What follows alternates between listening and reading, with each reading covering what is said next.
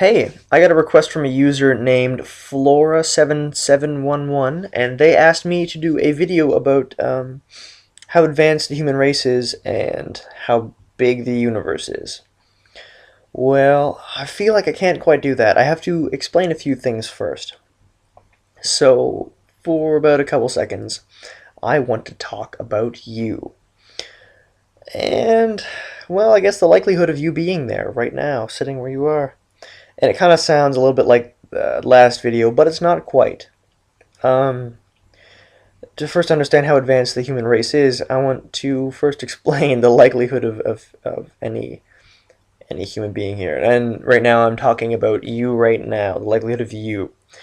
So, the calculator on my computer would not do the calculation, I'm sad to say. I think when I got to the point of 85 million to the power of 5,300, it kind of just said no.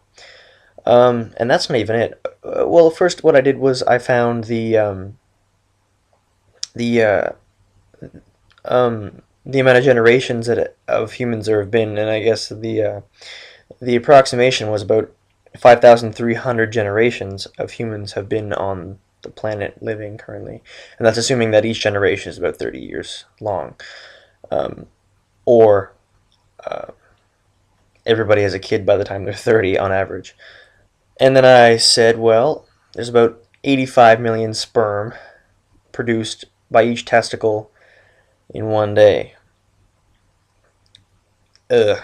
So what I was prepared to do was I was going to take the 85 million and put it to the power of 5,300, because you'd have the first generation, and that would be the likelihood of you having that just be like, yeah, 85 million times the entire generation. But then I would have times it by how many days are in the 30 years that are average it would have taken, and that would be a very large number in itself. And then, of course, that would have to be multiplied again by the next generation, and then by the next generation, so just the power of it, and that's too big, too big. So, just let you know that the likelihood of you being here right now is 1 in a number too big that my computer can calculate, which is it's a very, very large number, incomprehensible, perhaps.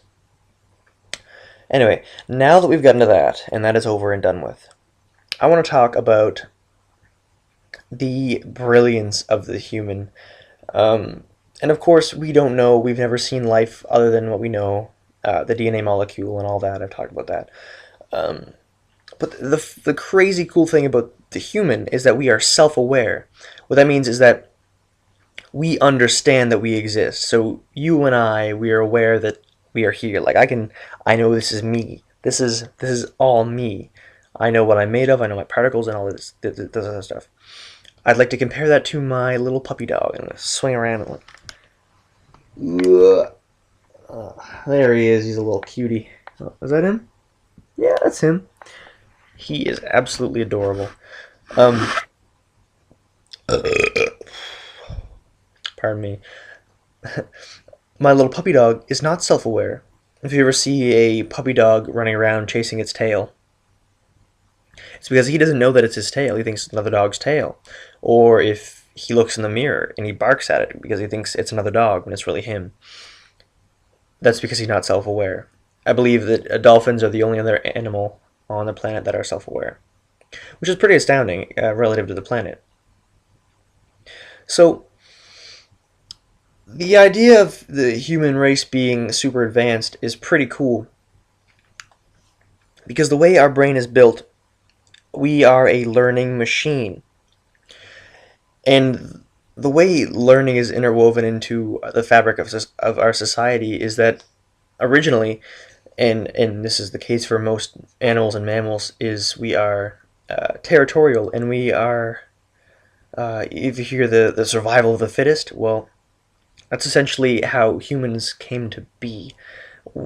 Our survival depended upon this, the ability for us to make tools and to outwit our enemies and our prey, inevitably. So our strength became our brain. So the survival of the fittest people had the smartest brains. So as a learning society, the smartest people are the people who got ahead, right? So we're like, man, we need to be good learners. Why wouldn't we not want to be good learners? Because that's just going to get us ahead. That's one of the traits that made it's like the fastest cheetah or the tallest giraffe. It's all a desirable trait, and it gets built upon over the years. So eventually, it's predicted that we're going to have the huge brains, and we're going to be through evolution. We're going to be the smartest things ever. We're going to understand the universe. But talking about right now, um, and because the growth of humans is exponential, we can assume that the intelligence of humans is exponential because there's more humans being born. That means there's more competition, and that means there's more smarter people. Plain and simple. So how does that affect a society? Well, we're getting good at stuff.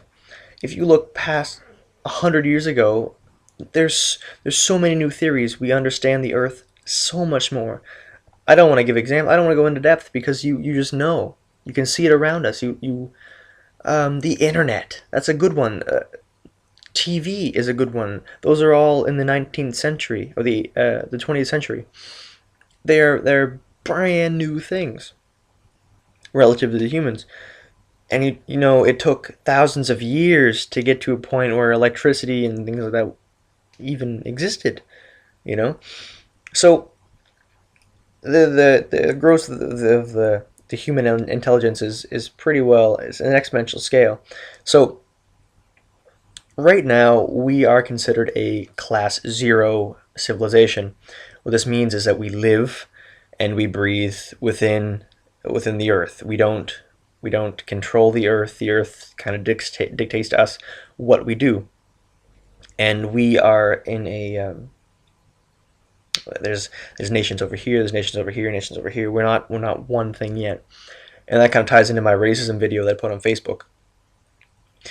Is that we're not connected yet, and we predict that in the next, I don't know, I want to say 100 or so years, will be a level 1 civilization. And what this means is that by that time, there'll be enough people that we will have full control over the earth. We will be able to utilize all of the potential energy that the earth has to offer, and we'll use that to our advantage. A class 2 civilization is when we will be able to travel between planets. We will be able to utilize many different planets. I think class 3 is taking the sun's energy. We'll be able to harness the sun's energy. We'll just be so advanced that we can't get any more advanced because the universe has its limits, which would be great. And whereas humanity is at this exponential point, I can envision us getting there as quick as it took us to get us where we are now. And well, that's just me talking about the advancement of the human civilization and how wonderful it is. And I hope you guys would like to think about that some more. Do some research of your own. It's a very, very interesting topic to learn about. And this is Damon, and I am out, and enjoy your evenings or mornings or next week's, because that could be where you end up watching it in time. Yes, yeah, see if that sentence is pretty good. Yeah, I did. Thanks, that's 9 minutes. I love you all, and I am loving YouTube, its reaction, and all that kind of crazy blah blah blah. Anyway, thank you, bye. Oh, frigate it again. I never finish. 10 minutes, why not? I can go 10 minutes. Ooh, it's gonna be intimidating.